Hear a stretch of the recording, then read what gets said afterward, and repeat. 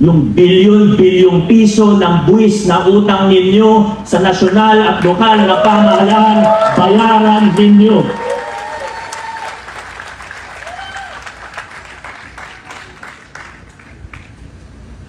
Di po ako galit. Papaliwanag lang.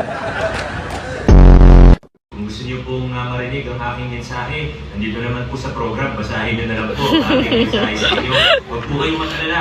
Kami po talaga nagsulat nito at hindi po ChatGPT. Nung pinoproofread ko po siya, tingnan ko po kagad yung dulo kasi baka may nakasulat na you may edit this message based on your thought. Siniguro ko po na kami talaga nagsulat nito.